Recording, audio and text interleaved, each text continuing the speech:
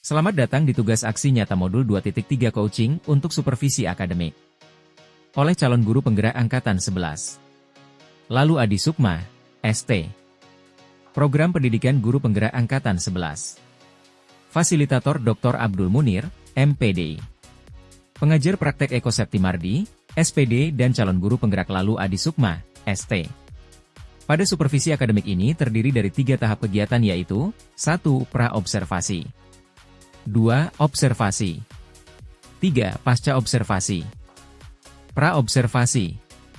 Pada bagian ini, CGP akan melakukan pra-observasi berupa percakapan mengenai bagian dari pembelajaran yang akan menjadi fokus pengembangan.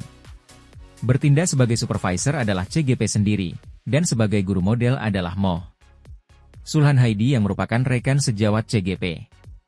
Dan berikut adalah videonya. Kabarnya hari ini Pak Sulhan? Alhamdulillah baik, Baik ya. kondisi baik, sehat walafiat. Oke, alhamdulillah.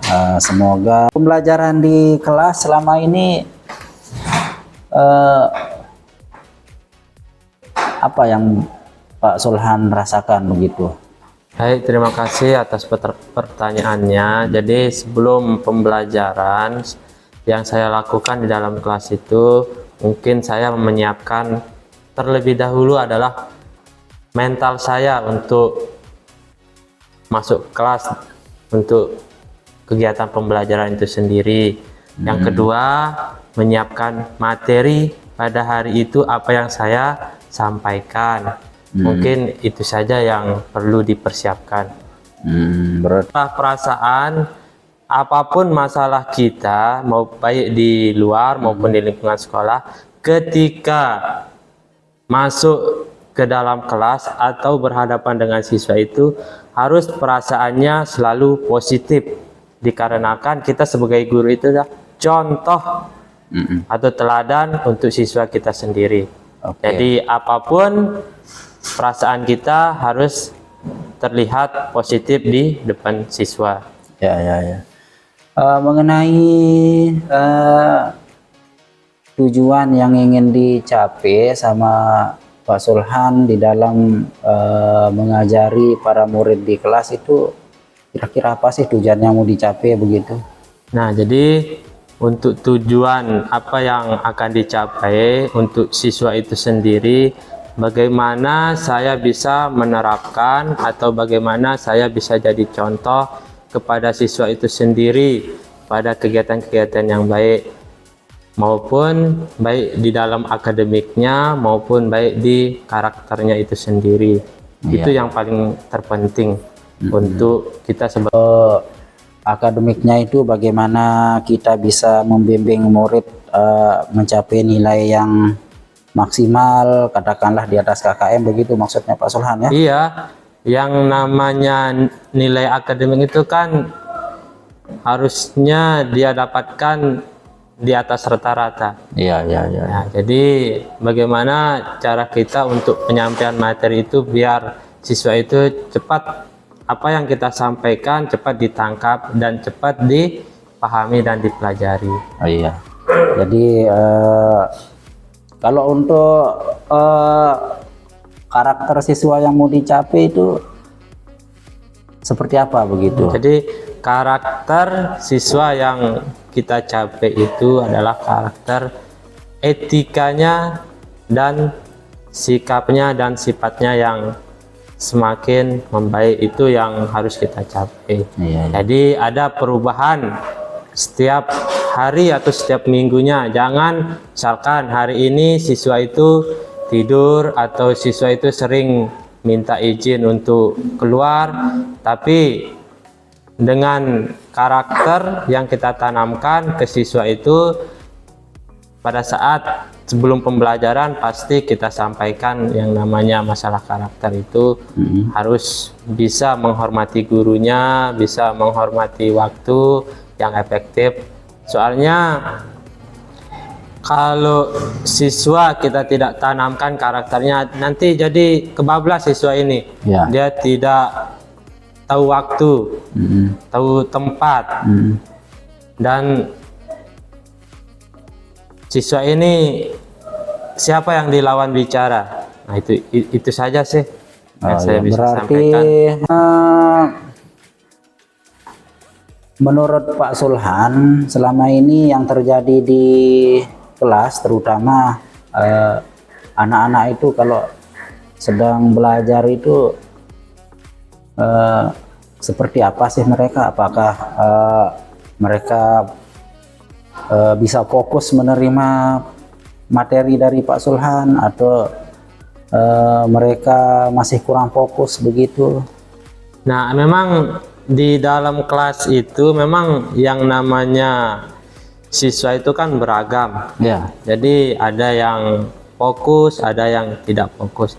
Tapi kita sebagai guru itu harus bisa memahami. Nah, jadi biar apa yang kita sampaikan itu tersampaikan kepada siswa, ke seluruh siswa bagaimanapun kondisinya. Nah, jadi harus kita sebagai guru itu harus bisa memahami juga kondisi siswa pada saat kita menyampaikan materi. Kira-kira menurut Pak Sulhan, apa sih yang menyebabkan siswa atau murid itu ada yang tidak fokus begitu? Nah, jadi kira-kira ini. Kira-kira biasa siswa itu tidak fokus pada saat pembelajaran, ya mungkin siswa itu biasanya kan siswa sekarang di rumah pola tidurnya mungkin di atas jam 3 karena masalah game, terus masalah mungkin orang tuanya tidak selalu menanyakan kabarnya, mengontrol, tidak mengontrol perilaku anaknya di rumah. Mungkin itu penyebabnya siswa itu tidak fokus pada saat menerima pembelajaran di dalam kelas. Tidak fokus karena barangkali dia ngantuk gitu ya? Iya, kebanyakan memang siswa itu tidak fokus karena ngantuk, karena dia pola tidurnya di atas jam 3 atau jam 2. Nah, kalau misalnya dianalogikan bahwa kondisi murid di kelas itu dari skala 1 sampai 10 gitu. Nah, menurut Pak Sulhan, kondisi yang terjadi sekarang ini, murid-murid kita di kelas itu dia berada di angka berapa ini? Nah, mungkin kalau rentangnya 1 sampai 10, kondisi kita itu ya 3,5 lah. 3,5. 3,5. 3,5 ya. Nah, oke.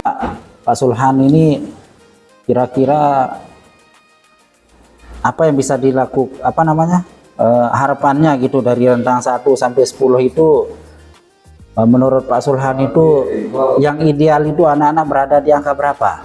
ya sebenarnya idealnya ya minimal ya 7 lah. 7. Jadi kita sebagai pendidik atau sebagai guru itu berusaha untuk merubah pola waktu anak ini biar dia tidur cepat. Jadi sebelum kita pembelajaran ya harus kita tanamkan itu atau kita berikanlah motivasi-motivasi. Karena kesuksesan anak itu bukan ditentukan oleh gurunya itu sendiri. Ya, tapi dia sendiri kan? Ya, dia sendiri. Tapi kan yang namanya siswa itu kan masih pola pikirnya labil. Jadi kita sebagai guru itu harus selalu menekankan, selalu memberikan motivasi-motivasi yang baik terhadap siswa. Oke. Nah, berarti rencana aksi yang Pak Sulhan akan laksanakan ini adalah memberikan motivasi kepada murid, memberikan nasihat bahwa perilaku kita suka tidur larut malam karena keasikan main HP itu tidak baik ya, karena bisa mengganggu kegiatan pembelajaran besok paginya di sekolah. Kira-kira kapan itu Pak Sulhan akan laksanakan, artinya memotivasi mereka gitu agar mereka dari suka tidur larut malam sehingga besoknya dia tidak fokus belajar menjadi pola tidurnya lebih lebih terkontrol gitu. Kontrol ya. Paling tidak dia tidur. Saya Kapan akan lakukan. kapan akan dikasih motivasi Ya, murid-murid jadi kita itu? motivasi yang saya berikan itu ya selalu pada saat saya ada jam pembelajaran di kelas, selalu saya berikan motivasi Oke. biar anak ini ya setidaknya siswa ini ada perubahan. Iya, iya, iya. Berarti besok ini ya, Ya, besok ketika ada jam pembelajaran besok pagi ya, gitu. Oke, kalau gitu Pak Sulhan, saya mohon izin besok saya ingin ikut bersama Pak Sulhan Ya, dan baik. murid di kelas Oke, untuk pada melihat saat pembelajaran. Oke, melihat siap. secara langsung proses pembelajaran. Oke, terima kasih. Agar apa yang kita bicarakan ini dapat kita terapkan atau Oke. implementasikan di kelas, Ya. sehingga hasil output yang kita harapkan seperti siswa lebih fokus belajar dan akhirnya mendapatkan nilai yang maksimal Ya, bisa kita wujudkan. ya, siap. Oke, terima kasih banyak Ya, Pak Sulhan ya, atas waktunya. banyak. Besok Terima kita ketemu kasih. lagi ya. Observasi. Pada tahap ini, CGP melakukan observasi pembelajaran di kelas rekan sejawat.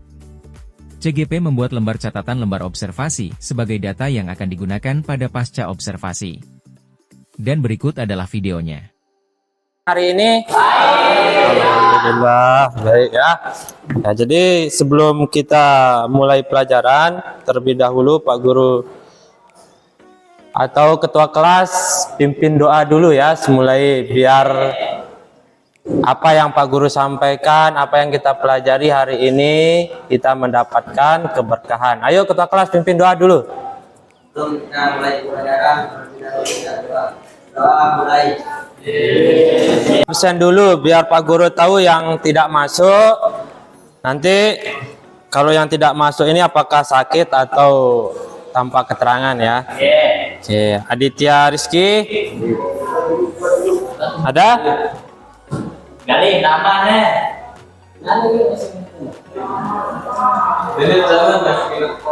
Aditya Isa Putra.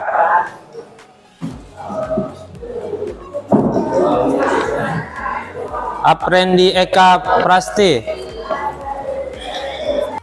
Dudukan klepnya itu ya biasanya orang bubut yang mengerjakan, ya kan, karena itu dicongkel. Mungkin kalau dicongkel pakai obeng agak susah. Biasanya kalau udah dudukan payung klepnya sudah tipis atau haus, biasa kita bawa ke tukang bubut. Nah, ya kalau kalian bisa bubut ya kenapa enggak kalian saja yang kerjakan? Kira-kira apa lagi? Ayo, apa? Rantai, gear, nah, gear, timing.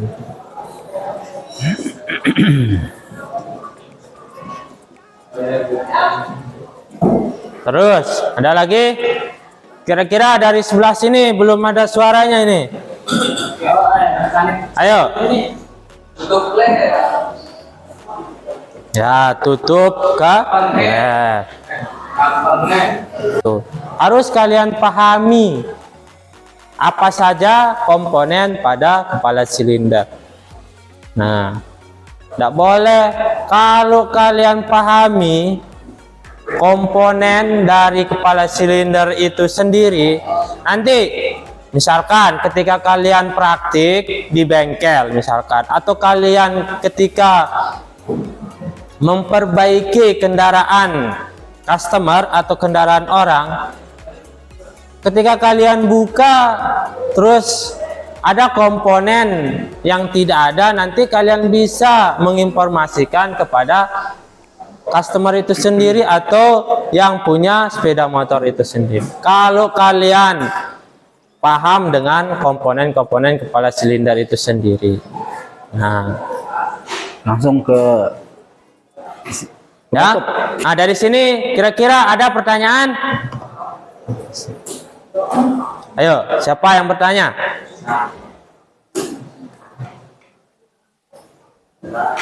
Apa fungsi open house, Pak? Nah, oke. Nah, dari komponen semua ini dia mempunyai fungsi.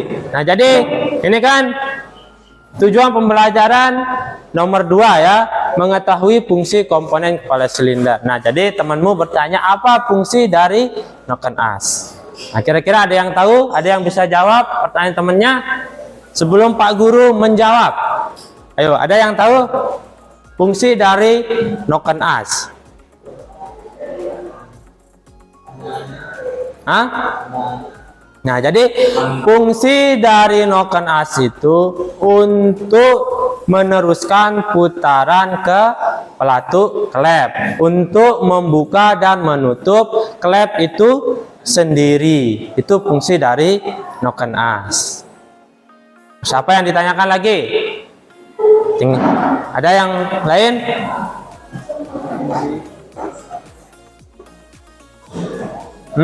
Ingat fungsi noken as itu ya. Ada lagi materi yang Pak Guru sampaikan. Sebelum Pak Guru memberikan kesimpulan, kira-kira ada yang bertanya lagi di sini? Hah? Kira-kira ada yang bertanya? Tidak ada? Oke, jadi Pak Guru memberikan kesimpulan dari apa yang Pak Guru sampaikan, ya. Jadi apa yang kalian ketahui tentang komponen kepala silinder itu adalah bagian-bagian dari kepala silinder itu sendiri. Nah, jadi di sini ketika kalian paham dengan komponen kepala silinder, baik itu fungsinya, kalian bisa memahami komponennya itu adalah itu penting bagi diri kalian sendiri. Nah, ya, oke, paham? Nah, oke.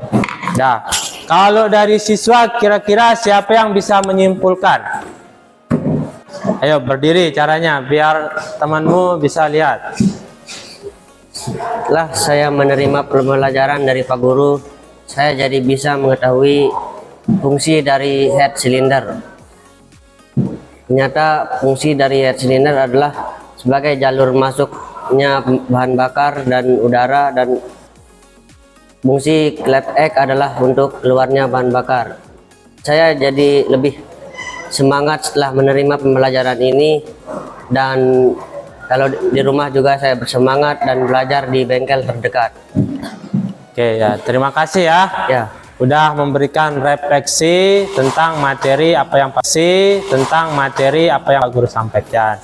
Oke, kalau memang tidak ada yang lain, mungkin Pak Guru tutup pembelajaran hari ini. Tapi sebelum Pak Guru tutup, biar barokahnya kita berdoa untuk menutup pembelajaran hari ini. Oke, pimpin doa kembali ketua kelas. Berdoa dalam hati dimulai.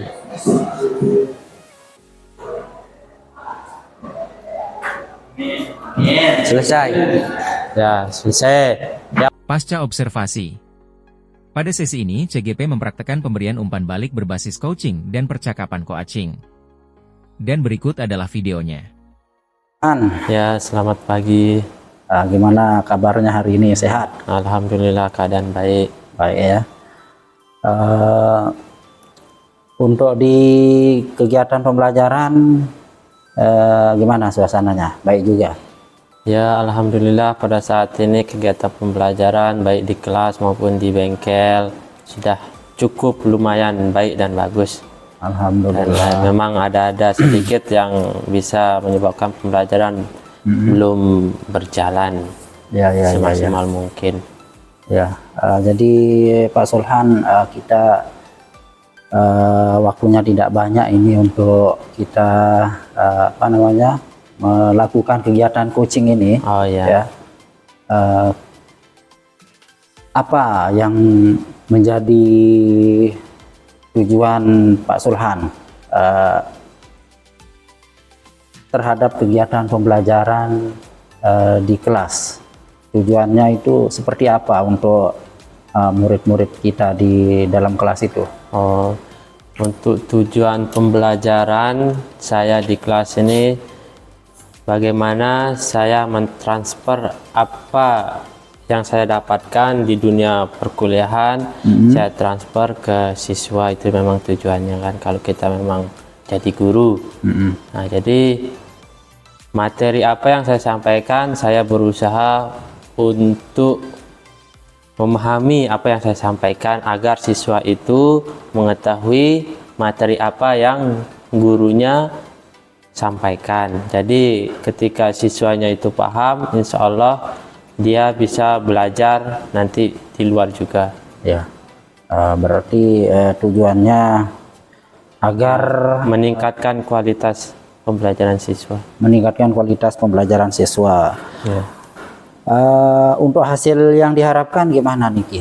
Ya, yang hasil yang diharapkan ya outputnya biar siswa itu nanti setelah selesai menjadi peserta didik di SMKN 1 Sulang itu ya bisa atau mudah mencari pekerjaan di luar. Itu sih tujuannya.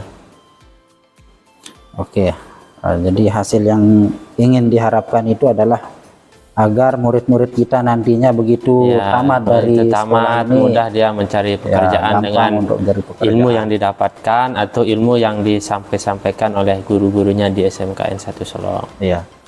Kalau kemarin Pak San, Ya, selamat pagi. gimana kabarnya hari ini? Sehat? Alhamdulillah keadaan baik. Baik ya.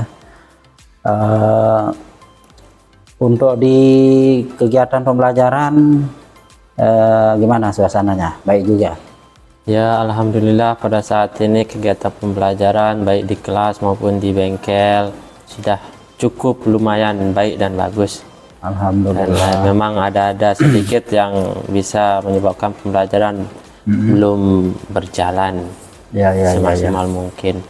Ya, jadi Pak Sulhan, kita waktunya tidak banyak ini untuk kita melakukan kegiatan coaching ini. Oh ya. Ya.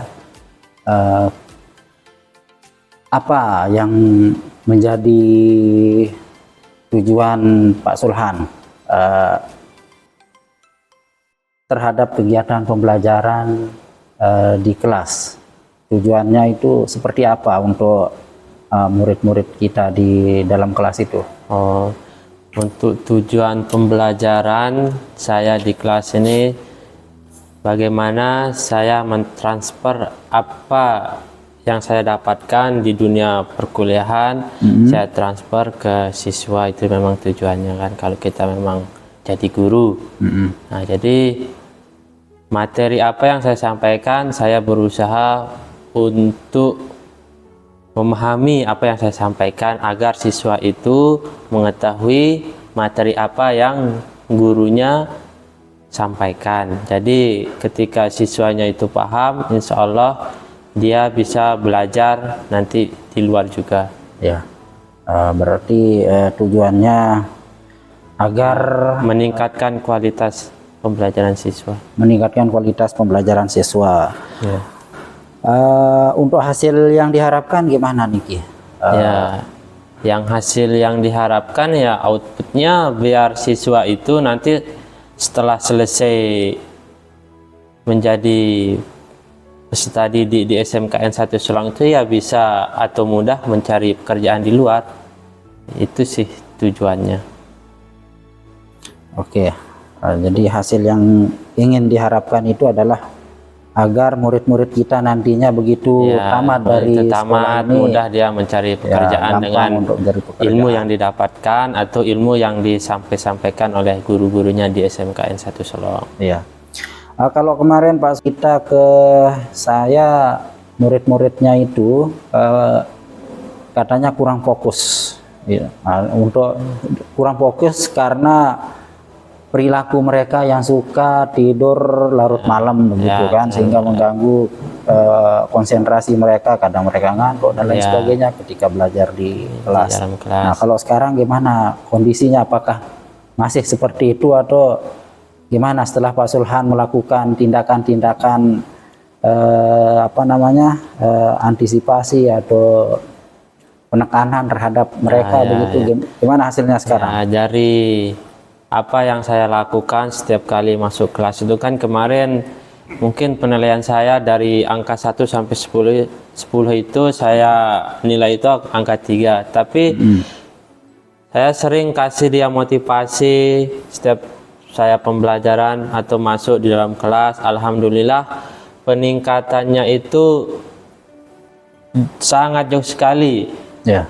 Ada yang sampai 8, tapi yang kurang dari 7 itu sudah tidak ada, sudah optimal. So, alhamdulillah sudah ada 8, 9, yang paling sedikit ya 75 lah persentasinya. Rata-rata mungkin Ya, 8 ya. Dari 8. skala 1 sampai dengan 10 Ya, itu sudah tercapai nilai 8 terhadap nilai konsentrasi Ya, murid. konsentrasi Begitu murid ya. di dalam kelas. Nah, sekarang setelah tadi Pak Sulhan melakukan kegiatan pembelajaran bersama murid di kelas, ada nggak apalagi itu namanya masalah-masalah baru lagi yang muncul? Karena setelah masalah lama terobati, sekarang ada nggak itu? Ya, karena kita di kelas itu kan penyampaian teori. Nah, jadi yang saya temukan masa itu kan kefokusan siswa itu dalam pembelajaran atau mendengarkan gurunya. Ya. Itu masalah, tapi itu sudah terselesaikan. Ya. Tapi yang kedua, masalah yang saya temukan itu ketika kita belajar di bengkel. Nah, jadi salah satu atau beberapa masalah sarana yang tidak memadai seperti ya media pembelajaran, alatnya yang kurang dengan jumlah siswa yang banyak, cukup gitu ya? banyak. Nah, itu sih yang saya temukan ketika pembelajaran di dalam bengkel. Nah, selain media pembelajaran, ada lagi nggak yang kurang? Misalnya ketersediaan alat ukur, misalnya? Iya, secara aku ya media kayak apa namanya, untuk menampilkan video proyektor itu belum cukup. Cukup ya, media kurang. Ya. Alat ukur gimana? Alat ukur? Ya, memang alat ukurnya itu kalau dilihat dari jumlah siswa, ya memang masih minim, tapi enggak sih terlalu alat ukurnya kalau alat ukur. Tapi ini yang jadi masalahnya media ya. atau alatnya. Media kalau untuk teori itu LCD proyektor yang kurang ya, gitu untuk menampilkan video sebelum siswa itu melakukan praktek. Kalau untuk prakteknya media praktek seperti engine stand barangkali itu yang kurang yang tidak sebanding dengan jumlah siswa. Nah, sekarang apa yang Pak Sulhan harapkan ini untuk mengatasi masalah itu, seperti kekurangan media praktek ya, LCD proyektor dan lain sebagainya. Ya, jadi sebelum kita melakukan apa yang kita harapkan untuk menunjang semua itu ya, saya harus bisa mengatur waktu agar materi yang saya sampaikan itu tersampaikan, atau alat yang kurang itu bagaimana siswa itu semua dapat, setidaknya dia tahu cara pengoperasionalnya, setidaknya dengan engine stand itu dia paham bagaimana cara praktik yang baik. Nah, setelah itu ya saya harus ngelapor sama ketua jurusan apa yang kurang atau sarana yang belum tercapai dengan di media pembelajaran saya. Ya. Nah, selain dengan ketua jurusan, pihak yang bisa dilapori untuk pengadaan media yang kurang ini tentunya mungkin Wakasarana, Pak Sulhan. Ya, pastinya Wakasarana. Tapi yang namanya kita di SMK kan harus kita melalui jalurnya dulu kan. Ya, setidaknya kita ngelapor di ketua jurusan. Terus setelah itu kan baru kita ngelapor ke bagian sarana. Ya. Yang lebih lengkap lah. Ya. Jadi akan menindaklanjuti sarana yang kurang. Ya, sarana yang kurang itu. Ya, secepatnya. Yang penting laporan sudah masuk. Kalau memang dana bos sudah RPU, diambil. RPU mungkin Ya, maksudnya. iya. Ya, RPU-nya sudah masuk ke ketua jurusan. Mungkin ya tinggal pendanaannya saja. Kalau dananya udah masuk di jurusan ya pasti itu dilengkapi. Ya. Ya, Berarti RPU yang Pak Sulhan buat sudah masuk ini sudah masuk ke Pak Kajur ya. ya ke ketua jurusan. Ya. Kita berharap agar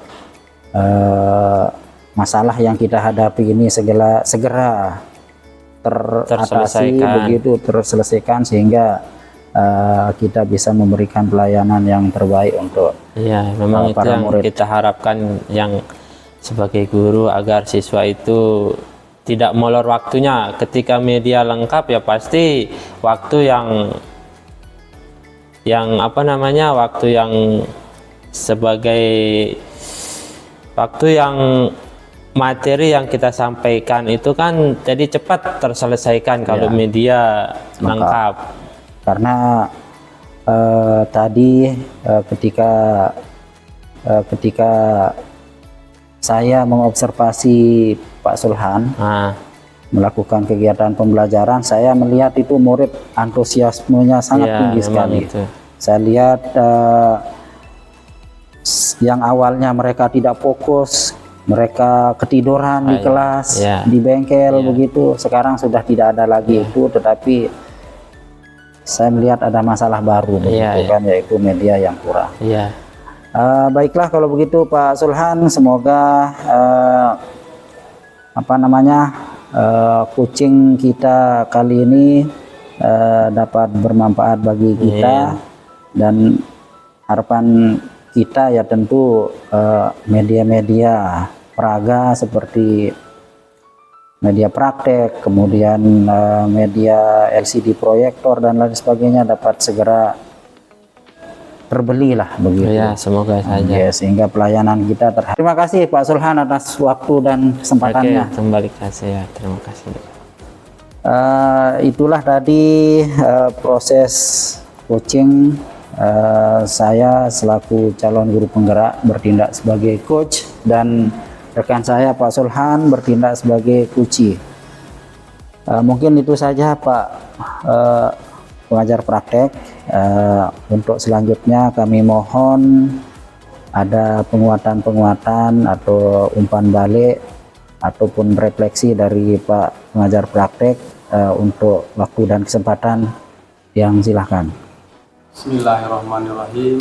Assalamualaikum warahmatullahi wabarakatuh. Waalaikumsalam warahmatullahi wabarakatuh. Jadi terkait dengan pengamatan yang saya lakukan terkait dengan pengajar praktik, tugas yang saya emban pada saat ini untuk calon guru penggerak kita Pak Lalu Adi Sukma sebagai coach dan Bapak sebagai guru model selaku coachee pada kegiatan supervisi atau coaching supervisi akademik kali ini pasca observasi.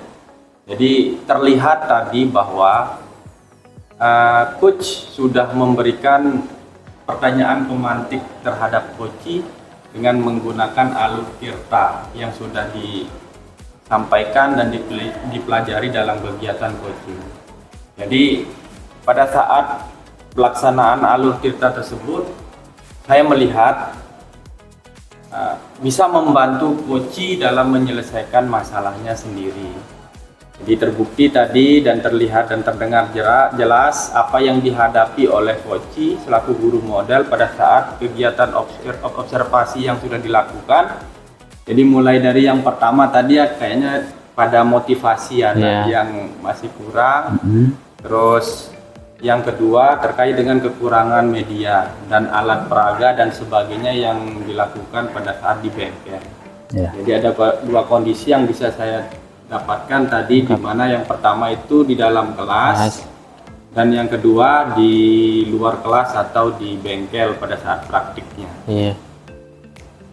Melalui apa yang sudah dilakukan sama coach tadi dari alur T sampai alur A, didapatkan bahwa dan membantu coachee dalam menyelesaikan masalahnya sendiri.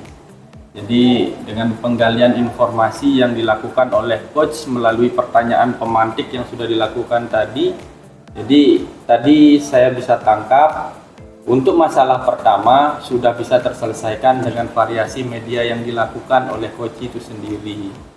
Jadi yang kedua terkait dengan kelengkapan media dan alat bahan yang akan digunakan dalam proses praktik bersama siswa. Coach sudah bisa menjelaskan dan mengetahui dan menemukan solusi terhadap apa yang dihadapi, yaitu dengan berkoordinasi ya tadi ya Pak Adi. Jadi berkoordinasi terlebih dahulu. Nah, sangat runut sekali dan komprehensif sekali itu dari awal, tidak langsung tembak waka sarana, cuma dia melalui step by step sesuai dengan aturan birokrasi yang ada di SMK Negeri 1 Selong ini. Mulai dari koordinasi dengan kajur, pembuatan berupa laporan RPU ya, rencana penggunaan anggaran atau uang, itu nanti dari kajur langsung diteruskan ke bagian wakil kepala sekolah bidang sarana. Jadi, dan tadi sudah sempat ada informasi tambahan dari coach juga terkait sudah adanya angin segar berupa udah terrealisasinya dan mencairnya dana BOS yang insya Allah sebentar lagi akan bisa jadi disalurkan ke masing-masing bidang studi, dan itu merupakan penyelesaian yang sangat bagus yang langsung disampaikan oleh coach terhadap pertanyaan pemantik yang coach lakukan tadi. Itu saja mungkin hasil pengamatan yang saya lakukan terkait dengan proses coaching supervisi akademik pasca observasi ini. Saya berharap semoga apa yang kita lakukan pada saat ini menjadi amal ibadah bagi kita semua, sehingga bisa tercapainya cita-cita pendidikan Indonesia di masa yang akan datang. Amin. Kurang lebihnya saya mohon maaf. Wabillahi taufiq wal hidayah. Assalamualaikum warahmatullahi wabarakatuh. Waalaikumsalam warahmatullahi wabarakatuh. Terima kasih Pak PP. Sama. Terima kasih Pak Sulhan. Oke, sama-sama. Demikianlah video aksi nyata modul 2.3. Coaching untuk supervisi akademik. Semoga video tadi dapat memberikan manfaat bagi kita semua. Terima kasih dan sampai jumpa.